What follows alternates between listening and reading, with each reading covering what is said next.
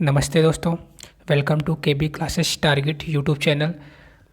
इस वीडियो में हम लोग डिस्कस करेंगे यूपी टीजीटी साइंस 2010 के क्वेश्चन को, और इसमें क्वेश्चन नंबर 40 से कंटिन्यू किया जाएगा और ये होगा पार्ट 4। पार्ट 1, 2, 3 में हम लोग क्वेश्चन नंबर 1 से क्वेश्चन नंबर 39 तक कवर कर चुके हैं।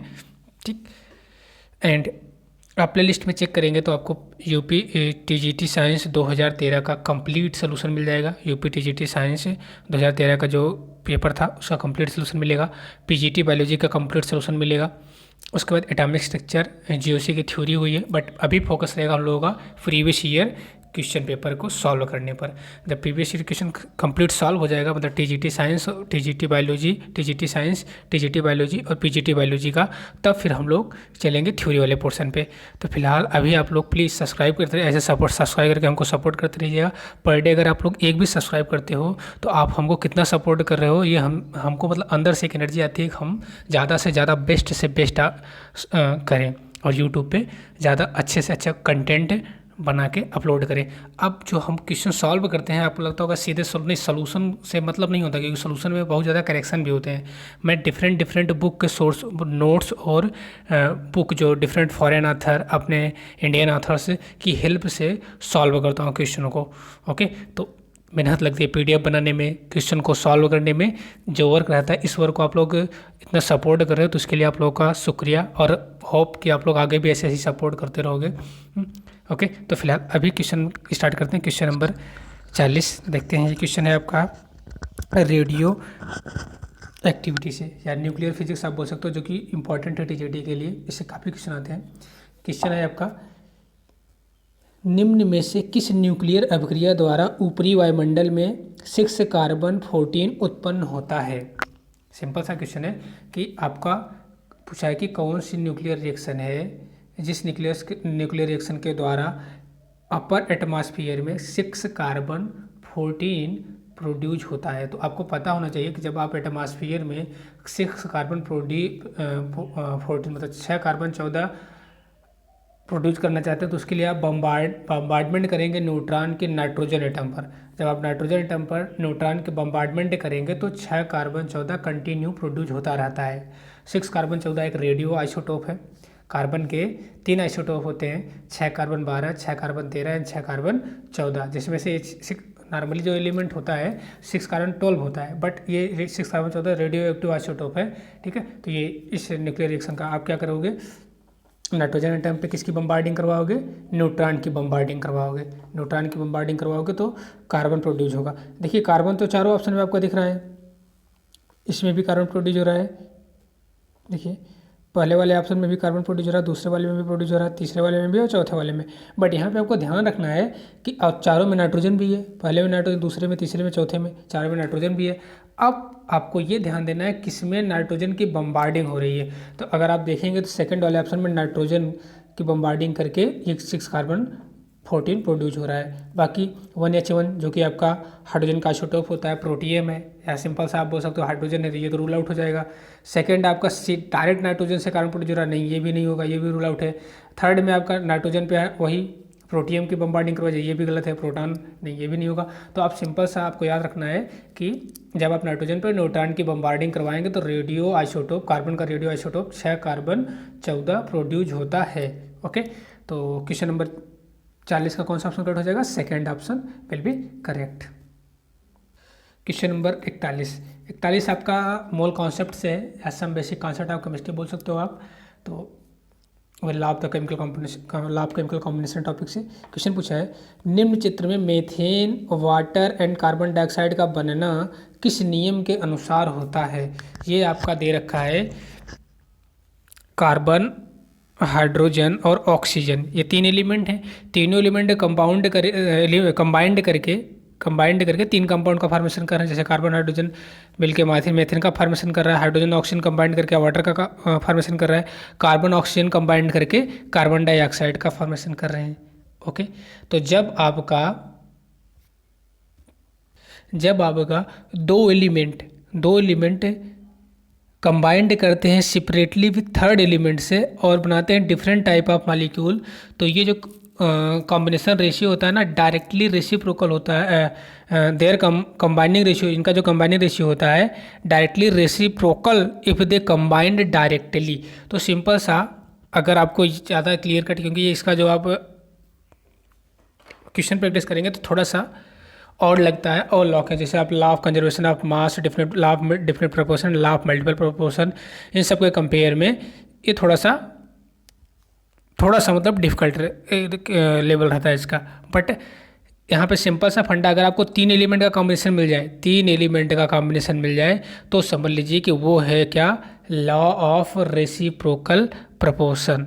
कौन सा लॉ है वो, लॉ ऑफ रेसिप्रोकल प्रोपोर्शन, यानी कि व्युत्क्रम अनुपात का नियम। इसी से आप पकड़ लेंगे सिंपल सा इस क्वेश्चन को सॉल्व करने के लिए। अगर आप आओ किसी में देखेंगे तो 3 एलिमेंट का कॉम्बिनेशन नहीं होगा, बस इसी में reciprocal, law of reciprocal proportion में, जिसको रिची ने दिया था, इसी में 3 एलिमेंट का कॉम्बिनेशन करके मॉलिक्यूल का फॉर्मेशन होता है। ठीक है, तो क्वेश्चन नंबर 41 का आपका 4th ऑप्शन करेक्ट हो जाएगा। क्वेश्चन नंबर 41 के बाद 42 42, ये भी केमिकल कॉम्बिनेशन से क्वेश्चन है। देखिए इसमें देखिए 3 एलिमेंट नहीं, 2 एलिमेंट कंबाइन कर रहा है, H2 + Cl2 is equal to 2HCl। ये अभिक्रिया क्या होती है, तो देखिए अगर एक मोल हाइड्रोजन और 1 मोल क्लोरीन मिलकर 2 मोल HCl का फॉर्मेशन कर रहे हैं, और हम जानते हैं कि मोल डायरेक्टली प्रोपोर्शनल टू होता है नंबर ऑफ वॉल्यूम या नंबर ऑफ एटम या नंबर ऑफ मॉलिक्यूल के।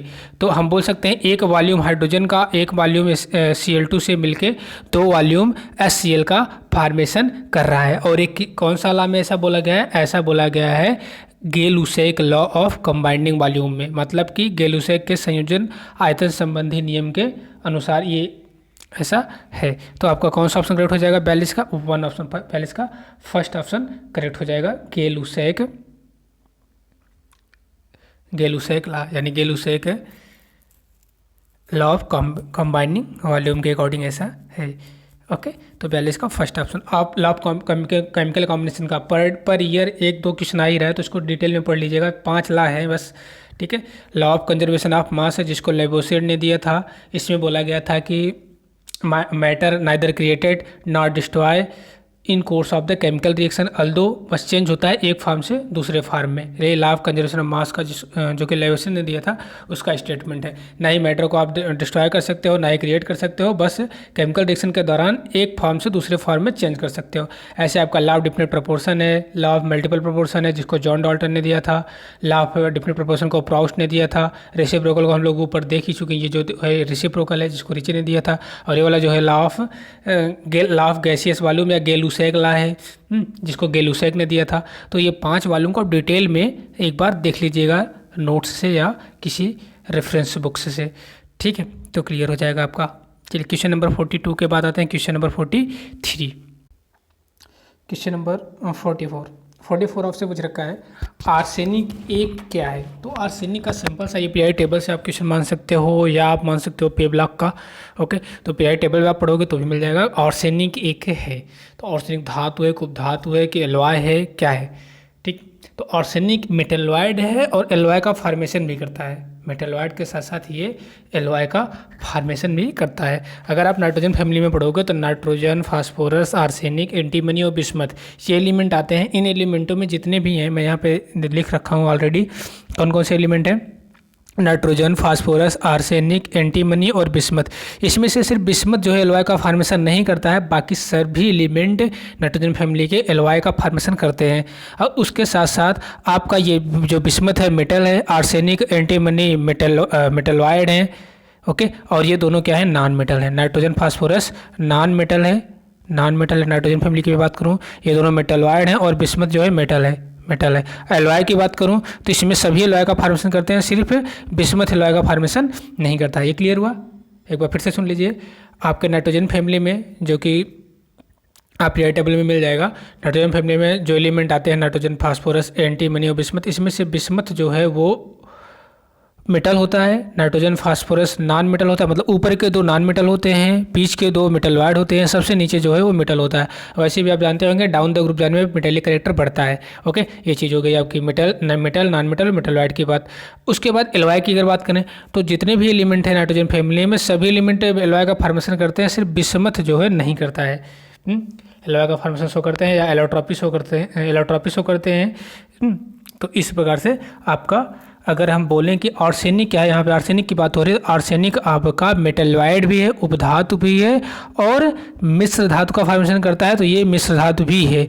ओके, तो उपधातु और मिश्र धातु, इसमें according to me 2 option correct हो जाएंगे। और आपकी बुक क्या दे रही है ये पता नहीं क्यों, सिर्फ डी ही दे रही है, बट इसमें 2 ऑप्शन आपके करेक्ट आ रहे हैं। ओके, 44 का क्लियर हुआ। आर्सेनिक एक उपधातु भी है और चूंकि एलोट्रॉपी शो करती है, एलॉय का फॉर्मेशन भी करती है, तो ये मिश्र धातु भी है। चलिए क्वेश्चन नंबर 45, 44 के बाद 45।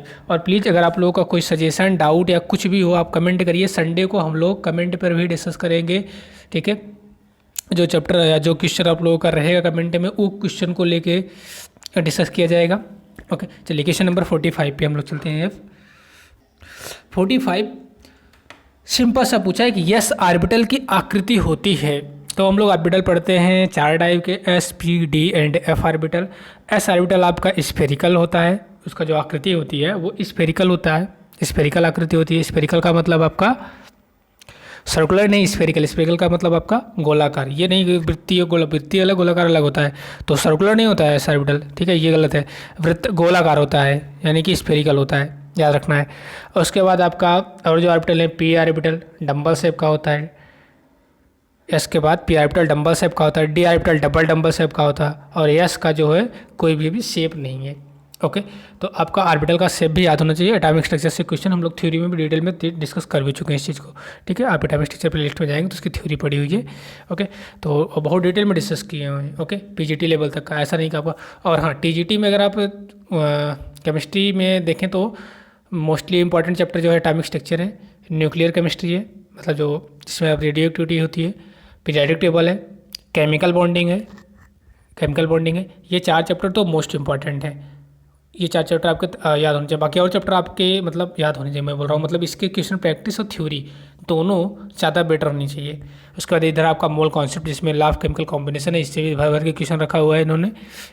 एक कुछ चैप्टर है जो कि इंपॉर्टेंट है, बाकी और चैप्टर भी इंपॉर्टेंट है, ऐसा नहीं कि और चैप्टर आपके छोड़ने हैं। इधर आपके जीओसी भी आपको पता होनी चाहिए, जीओसी आपकी क्लियर होनी चाहिए। जीओसी के बाद आपका जितने भी मतलब 11th और 12th के टॉपिक हैं वो चीज़ आपको पता होनी चाहिए, ठीक है। फिलहाल ये जो चैप्टर कुछ हैं ये ज़्यादा मोस्ट है, इन टॉपिकों, इन चैप्टरों से ज़्यादा क्वेश्चन रखे जाते हैं। फिर से एक बार देख लीजिए कौन कौन सा, mole concept, atomic structure, periodic table, chemical bonding, और उधर आपके हो जाएगा थोड़ा बहुत केमिकल काइनेटिक्स का भी रखा जाता है। ज़्यादा कुछ तो नहीं क्वेश्चन रहता है केमिकल काइनेटिक्स का, लेकिन रहता है, ऐसा नहीं रहता है। केमिकल काइनेटिक्स का रहता है।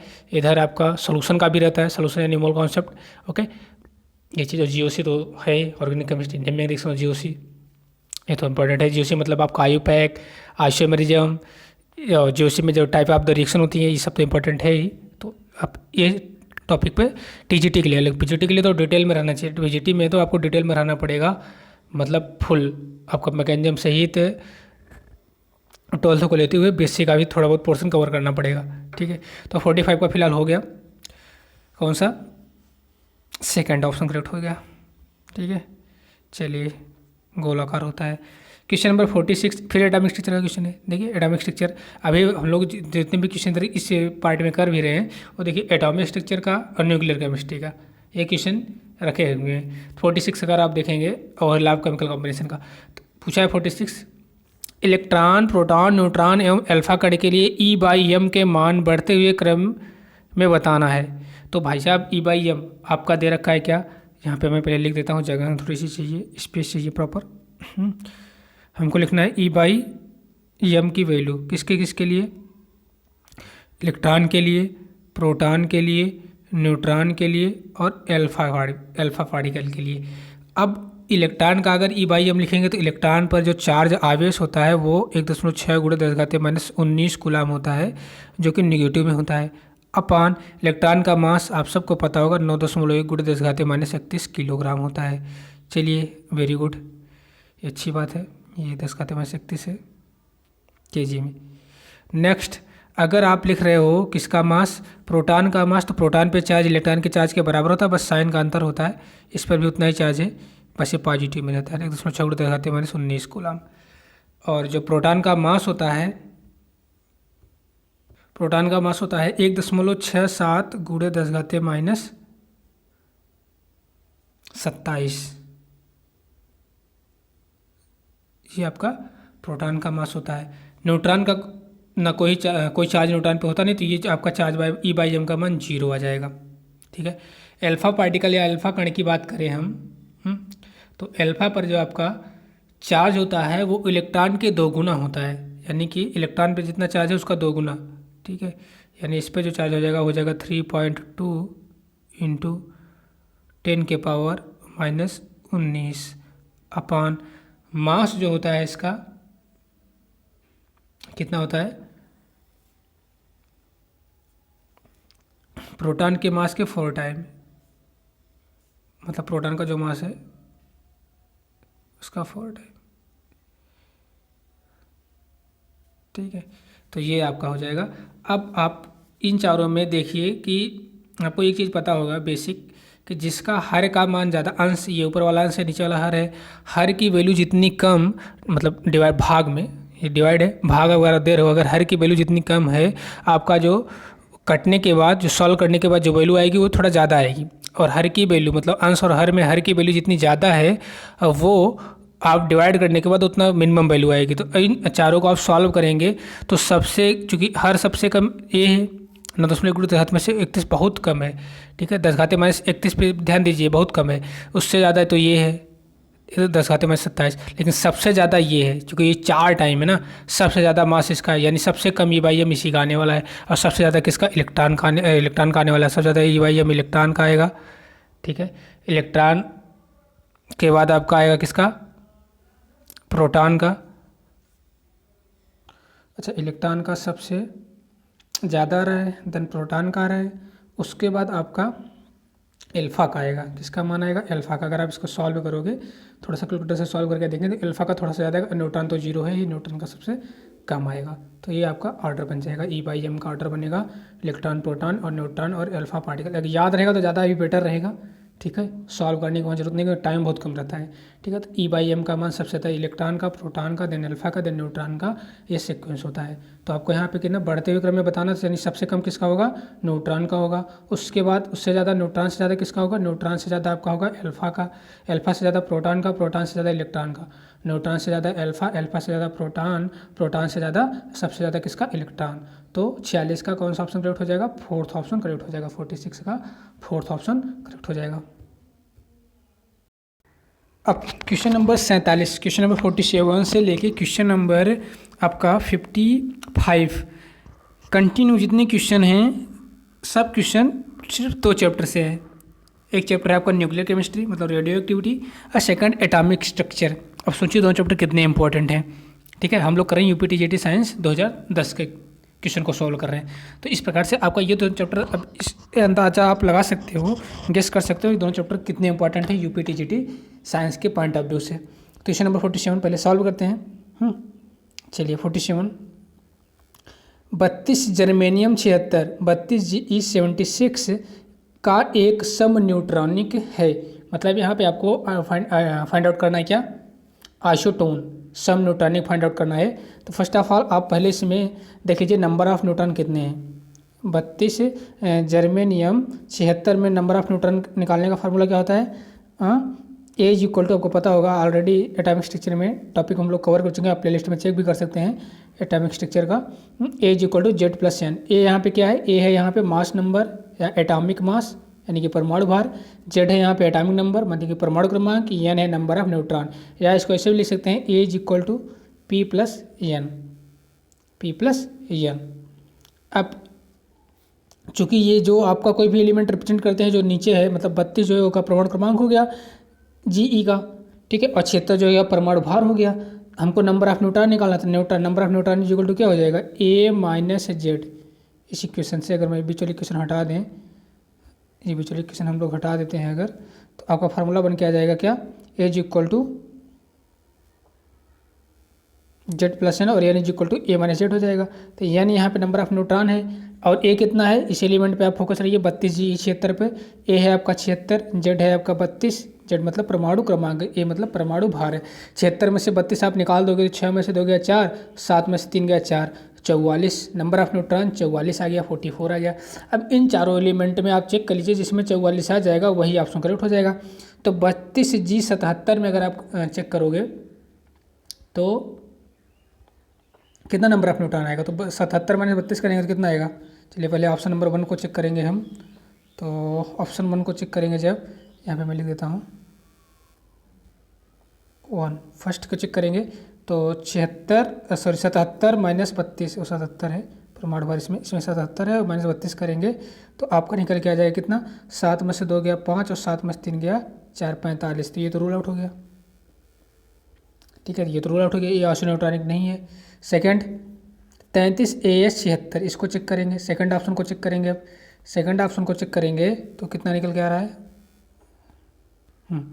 सेकंड ऑप्शन को अगर हम चेक करेंगे, सेकंड आपका है 33AS76, 33 और सैनिक 76, तो आप 76 माइनस 33 करेंगे, परमाणु भार माइनस परमाणु क्रमांक 76 माइनस 33, तो 6 में से 3 गया 3, 7 में से 3 गया 4, 43 आ रहा है। ये भी 44 नहीं है, 44 आना चाहिए ना, तो ये भी रूल आउट है। सेकंड वाला, थर्ड वाला ऑप्शन चेक करेंगे, थर्ड आपका है 34AS77, तो परमाणु भार 77 माइनस परमाणु क्रमांक 34, 77 माइनस 34, 7 में से 4 गया 3, 7 में से 3, ये भी रूल आउट है।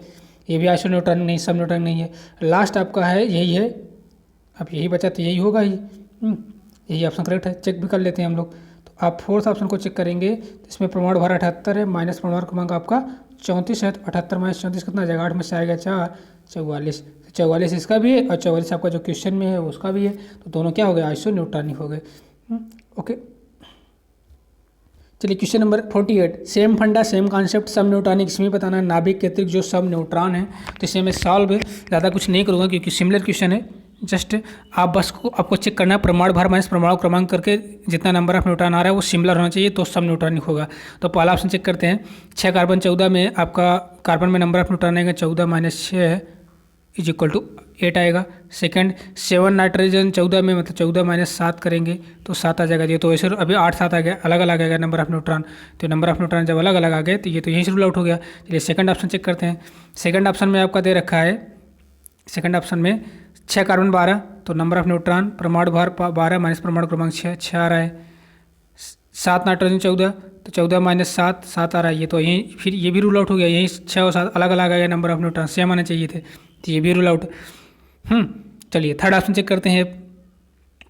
थर्ड ऑप्शन अगर आप नंबर ऑफ न्यूट्रॉन चेक करेंगे थर्ड ऑप्शन में, तो थर्ड ऑप्शन में कितना दे रखा है, 6 कार्बन 12, यानी कि परमाणु भार number of neutron is equal to परमाणु भार 12 माइनस परमाणु क्रमांक 6 इज इक्वल टू 6। 7 नाइट्रोजन, ये भी अभी रूल आउट है क्योंकि सेकंड वाले में 7 नाइट्रोजन 14 में कितना आएगा number of neutron, 14 minus 7 is equal to 7, ये तो यहीं से गया।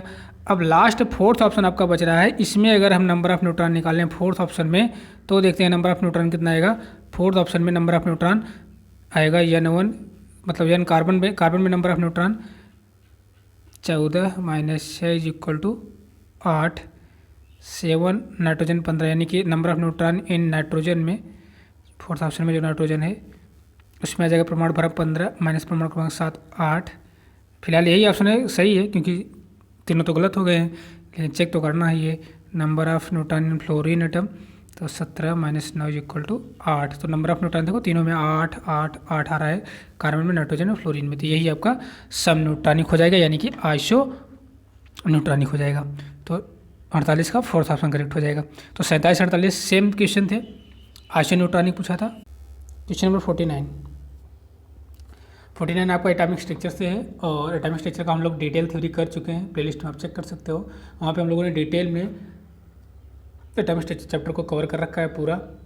उसमें हम लोगों ने एक टॉपिक कवर किया Bohr radius, Bohr velocity and Bohr energy, जिसमें हम लोग न्यूमेरिकल भी किए हैं, फार्मूला भी देखे हैं, ठीक है। तो वहाँ वही बोहर एनर्जी से क्वेश्चन है, क्वेश्चन नंबर 49। तो क्वेश्चन नंबर आप 49 रीड करिए और सॉल्व करिए साथ में, ठीक है। तो क्वेश्चन नंबर 49 आपका है, हाइड्रोजन परमाणु के पहला बोर कक्ष में इलेक्ट्रॉन की ऊर्जा -3.6 इलेक्ट्रॉन वोल्ट है। तो हाइड्रोजन के बोर कक्ष में इलेक्ट्रॉन के लिए उत्तेजित अवस्था में संभाव्य ऊर्जा होगी। तो इन्होंने क्या दे रखा है, पहले इसको देख लेते हैं हम लोग। तो हाइड्रोजन एटम का आपका इन्होंने दे रखा है एनर्जी फर्स्ट, मतलब पहले बोर कक्ष में, यानी n equal to 1, N1 is equal to 1 के लिए आपकी जो एनर्जी है हाइड्रोजन एटम की -13.6 इलेक्ट्रॉन वोल्ट है। अब यहाँ पे इन्होंने बोला है फर्स्ट उत्तेजित अवस्था यानी कि N2 = 2। जब उत्तेजित अवस्था आ जाए, फर्स्ट उत्तेजित अवस्था बोल रहा है तो N की वैल्यू आपको 2 रखनी है। सेकंड उत्तेजित अवस्था बोलेगा तो N की वैल्यू आपको 3 रखनी है। ये तो हम लोगों ने थ्योरी में देखा ही था कैसे रखना है N की वैल्यू। तो इसके लिए हाइड्रोजन एटम की एनर्जी को फाइंड आउट करना है। अब फार्मूले पे आते हैं, सीधे फार्मूला अप्लाई करना है। फार्मूला याद होना चाहिए। फार्मूला एनर्जी का होता है Bohr energy = -13.6 into Z²/N² electron volt पर एटम। ये आपकी एनर्जी का फार्मूला होता है। इस आप फार्मूले से आप देख सकते हो आपका जो ये एनर्जी डिपेंड कर रही है वो Z² के डायरेक्टली प्रोपोर्शनल है और N² के इनवर्सली प्रोपोर्शनल है। अब यहाँ से क्लियर कट Z तो हाइड्रोजन का Z मतलब परमाणु क्रमांक एक ही है, तो ये तो Z कांस्टेंट है, तो Z पे तो कोई लेना देना नहीं है, N से लेना देना है, यानी E directly proportional to the होता है किसके, N² के। यानी अगर हम लिखें E हाइड्रोजन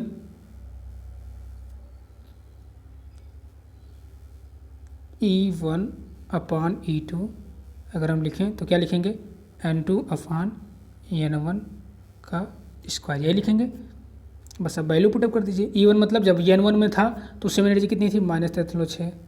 E2 हमको निकालना है ये। अच्छा N2 कितना है, N2 2 है, फर्स्ट ये देखो N2 = 2 है ना ये। उसके बाद आपको N1 = 1 है, इसका स्क्वायर कर दीजिए। बस इसी को आप सॉल्व कर लीजिए और क्रॉस मल्टीप्लाई कर लीजिए। तो आप इसका अगर सॉल्व करेंगे तो आपका कुछ निकल के आएगा। यहाँ 2 दूना 4 आप सीधा लिखेंगे ना, इसको हम हटा के सीधा लिखते हैं, 2 दूना 4 कर देंगे, 2 दूना 4/1, इसका क्रॉस मल्टीप्लाई तो 4E2/-13.6 यानी E2 ये माइनस है -13.6/4। इसको सॉल्व करेंगे तो माइनस में आएगा आपका कितना, 4 3 12 4 16 -3.4 आ जाएगा। तो अब आप ऑप्शन में चेक कर लीजिए कि -3.4 कहाँ पे दिख रहा है। ठीक है, ऑप्शन आपका 49 का फर्स्ट ऑप्शन क्लियर कट आपको ऑप्शन दिख रहा है, फर्स्ट ऑप्शन इसका करेक्ट हो जाएगा। आपको कैसे सॉल्व करना है, सिंपल सा आपको बस फार्मूला अप्लाई करना है। एक बार देख लीजिए, आपको सिंपल सा इसमें क्या करना है, कुछ नहीं, फार्मूला अप्लाई करना है। कौन सा फार्मूला अप्लाई करना है, ये फार्मूला अप्लाई करना है आपको। और एनर्जी और नंबर ऑफ ऑर्बिट या नंबर ऑफ सेल में कौन सा रिलेशन है, एनर्जी नंबर ऑफ ऑर्बिट की इनवर्सली प्रोपोर्शन होती है, उसके स्क्वायर की इनवर्सली प्रोपोर्शन होती है। ठीक है, तो ये चीज़ आपकी हो गई। चलिए क्वेश्चन नंबर 49 के बाद आते हैं अगला क्वेश्चन नंबर 50 पर। क्वेश्चन नंबर 50 आपसे पूछा है एक इलेक्ट्रॉन की प्रचक्रमण क्वांटम संख्या +12 एवं चुंबकीय क्वांटम संख्या -1। तो यह मौजूद नहीं हो सकता है किस ऑर्बिटल में या किस सेल में, किस ऑर्बिटल में मौजूद नहीं हो सकता, ये पूछा इन्होंने। आप एक इलेक्ट्रॉन इन्होंने दे रखा है जिसका स्पिन क्वांटम नंबर इन्होंने यानी S की वैल्यू +12 दिया है और मैग्नेटिक क्वांटम नंबर की वैल्यू -1 दिया है। और पूछा है कि किसमें ये प्रेजेंट, किस ऑर्बिटल में प्रेजेंट नहीं होगा। ओके, चलिए चेक करते हैं किस में नहीं होगा। ये आपसे इन्होंने दे रखा है क्वेश्चन नंबर 50 में स्पिन क्वांटम नंबर की वैल्यू मतलब प्रचक्रमण क्वांटम संख्या की वैल्यू +12 दिया है और मैग्नेटिक क्वांटम नंबर चुंबकीय क्वांटम संख्या M की वैल्यू दे रखा है इन्होंने -1। ओके, ये किस ऑर्बिटल में मौजूद नहीं होगा ये इन्होंने पूछा है। तो अब देखिए आप अगर चेक करेंगे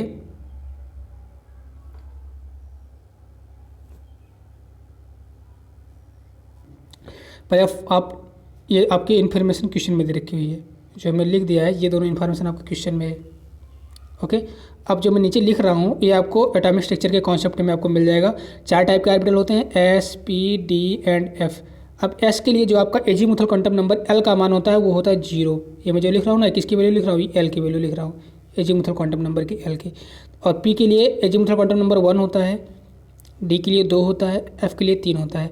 अब आप जब क्वांटम नंबर के 4 टाइप पढ़ते हो, principal quantum number, azimuthal quantum number, magnetic and spin quantum number, उसमें जो मैग्नेटिक क्वांटम नंबर होता है L की वैल्यू पर डिपेंड करता है।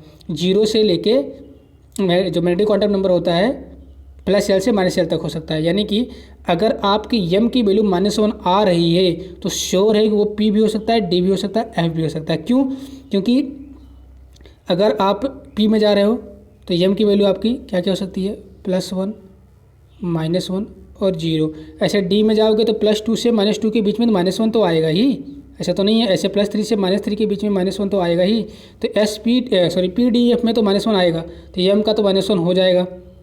ठीक है। तो ये PDF M is equal to -1 आ जाएगा। यस प्लस आप माइनस आप एक सिंगल इलेक्ट्रॉन का एक बार क्लॉकवाइज रोटेट करते हैं, एक एंटी क्लॉकवाइज, ये भी वो पॉसिबिलिटी है। बट यस इक्वल टू 0 के लिए आप यहीं से क्लियर कट पता कर सकते हो। यस इक्वल टू अगर 0 है, मतलब अगर आप एस ऑर्बिटल में इलेक्ट्रॉन घुसा रहे हो तो वहाँ पे एल का मान 0 है, और एल का मान अगर 0 है तो एम का मान 0 होगा, एम का मान 0 होगा। तो ये पॉसिबिलिटी आपका नहीं हो सकता है। ये इलेक्ट्रॉन आपका किस में नहीं जा सकता, एस कक्ष में नहीं हो सकता है, ये मौजूद नहीं हो सकता है एच कक्ष में।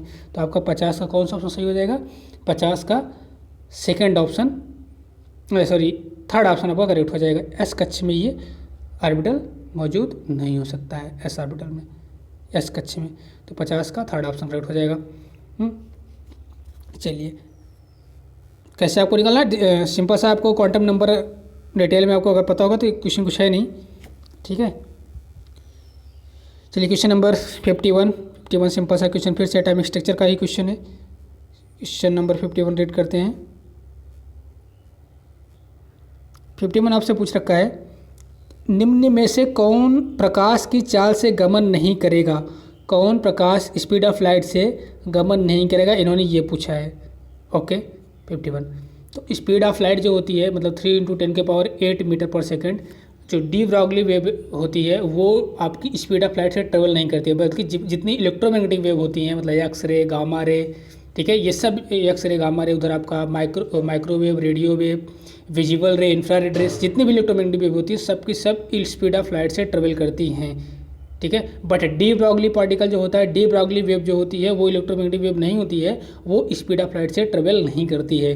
तो सिंपल सा आपका कौन सा हो जाएगा, डी ब्रॉगली तरंग, डी ब्रॉगली वेव आपका स्पीड ऑफ लाइट से ट्रेवल नहीं करेगी, यानी फर्स्ट ऑप्शन ये आपका करेक्ट हो जाएगा। हम लोग पढ़ते हैं de Broglie wave lambda is equal to h/p, H यहाँ पे प्लांक कांस्टेंट है, p मोमेंटम है, या इसी को लिख सकते हैं h/mv, या यहाँ पे मास है, v जो है ये यहाँ पे वेलोसिटी है, तो ये आपको ऑलरेडी पता होगा, ठीक है। तो क्वेश्चन नंबर 51 का फर्स्ट ऑप्शन हो जाएगा, ये भी एटॉमिक स्ट्रक्चर का ही क्वेश्चन है।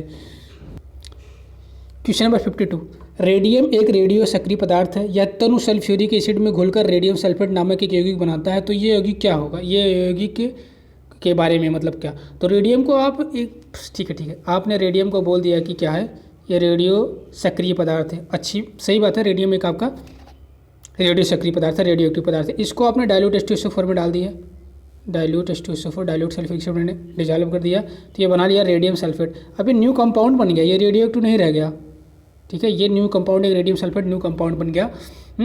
तो इसका जो हो जाएगा ये अब रेडियो एक्टिव नहीं रहा, सिंपल सा ये अब रेडियो सक्रिय नहीं रहा, क्योंकि ये कंपाउंड जो है रेडियो एक्टिव से नॉर्मल कंपाउंड में रेडियम सल्फेट में कन्वर्ट हो चुका है, तो ये आप रेडियो एक्टिव नहीं रहा। तो 52 का आपका फर्स्ट ऑप्शन ही करेक्ट हो जाएगा, बाकी और चेक करना ही नहीं है। चलिए क्वेश्चन नंबर 53, ये भी आपकी न्यूक्लियर, देखो 52, 53 दोनों, 53, 54, 55 ये जितने भी क्वेश्चन लगे हैं सब न्यूक्लियर केमिस्ट्री के हैं, सब रेडियो एक्टिविटी से ही हैं। Question number